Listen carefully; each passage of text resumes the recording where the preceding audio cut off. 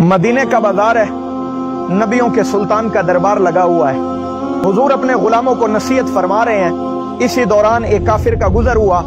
जैसे ही उसने हुजूर की आवाज को सुना, रुक गया, खुद से बात करने लगा। इतनी हसीन आवाज, इतनी मीठी आवाज। सहाबाए किराम से पूछता है, मुसलमानों ये आवाज किसकी है? सहाबाए किराम ने फरमाया, तुझे नहीं पता, ये तो नबियों के सरदार मोहम्मद मुस्तफा की आवाज है। काफिर खुद से बातें करने लगा, यार काम तो फिर भी होते रहेंगे, लेकिन ये मौका फिर हाथ नहीं आएगा। ओए देखूं तो सही, मुसलमानों का नबी कहता क्या है। हुजूर की नसीहत के आखिरी अल्फाज थे। हुजूर ने गुलामों से फरमाया, गुलामों जब रात को प्यास लगे, पानी पीना चाहो तो अंधेरे में नहीं पीना, पानी पीना हो तो उजाले में पीना है, रोशनाई में पीना है। हुजूर की महफिल बर्खास्त हो गई, सारे अपने घरों को चले गए। ये काफिर भी चला गया, सो गया, लेकिन उसका मुकद्दर जाग गया।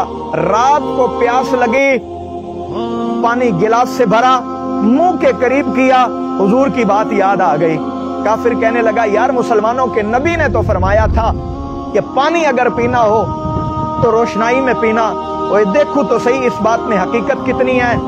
चराग जलाया, गिलास नीचे रखा, देखा तो गिलास में बिच्छू पड़ा हुआ था।